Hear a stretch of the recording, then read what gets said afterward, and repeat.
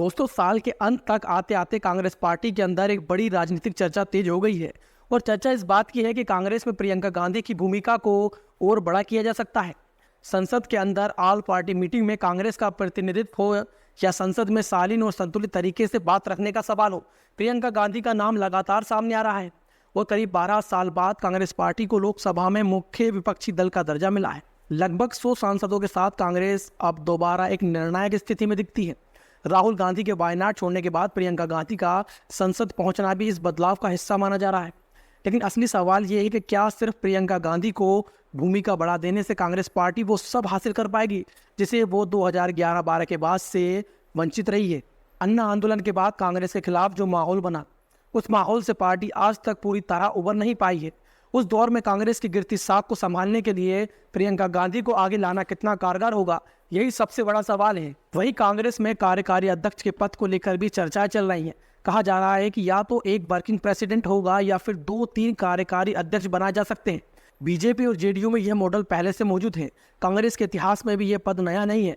इंदिरा गांधी के दौर में कमलापति त्रिपाठी, राजीव गांधी के समय अर्जुन सिंह और बाद में जितेंद्र प्रसाद जैसे उदाहरण मौजूद हैं। 2013 में राहुल गांधी को उपाध्यक्ष बनाकर कांग्रेस ने लीडरशिप परिवर्तन की कोशिश की थी, लेकिन उसके बाद सत्ता कांग्रेस से और दूर चली गई।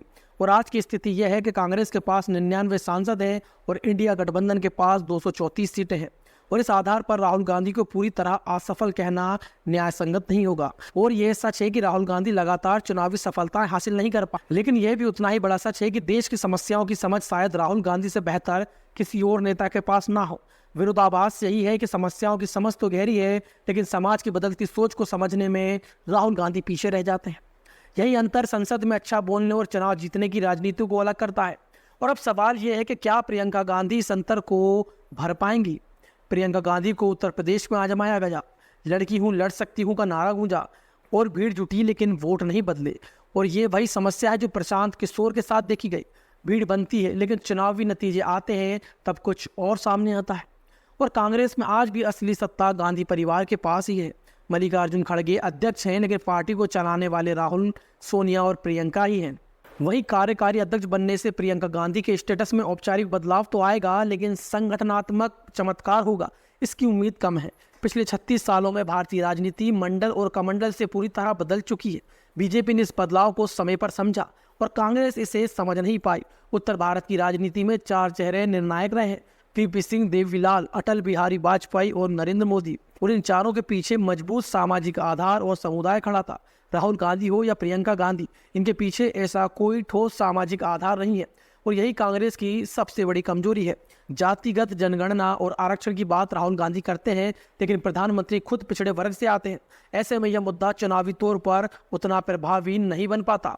और वहीं अखिलेश यादव शायद इसलिए सफल होते हैं क्योंकि उनके पीछे एक मजबूत सामाजिक समीकरण है। नीतीश कुमार इसलिए टिके रहते हैं क्योंकि उनका आधार स्पष्ट है। और कांग्रेस के पास ऐसा कोई चेहरा नहीं है जो उत्तर भारत में सामाजिक प्रतिनिधित्व का प्रतीक बन सके। प्रियंका गांधी के आने से संगठन में थोड़ी ऊर्जा आ सकती है, लेकिन इससे चुनावी भूगोल बदल जाए इसकी संभावना कम है। कांग्रेस की सबसे बड़ी समस्या लीडरशिप की नहीं, बल्कि संगठन और सामाजिक स्वीकारता की है। जब तक हिंदी भाषी भारत में कांग्रेस 70-80 सीटों की स्थिति में नहीं पहुंचती, दिल्ली की सत्ता तक पहुंचना असंभव है। मध्य प्रदेश, राजस्थान, गुजरात, छत्तीसगढ़, हरियाणा और उत्तर प्रदेश में कांग्रेस का कमजोर होना उसकी सबसे बड़ी बाधा है। बीजेपी के खिलाफ नाराजगी है, लेकिन उस नाराजगी को वोट में बदलने का तंत्र कांग्रेस के पास नहीं है। प्रियंका गांधी का आना एक प्रयास है, लेकिन क्या यह प्रयास निर्णायक होगा, ये असली सवाल है। आज की राजनीति में सिर्फ नैरेटिव नहीं है, सामाजिक जड़ें भी चाहिए। और जब तक कांग्रेस उस सच्चाई को स्वीकार नहीं करती, और शायद तब तक बदलाव मुश्किल होगा।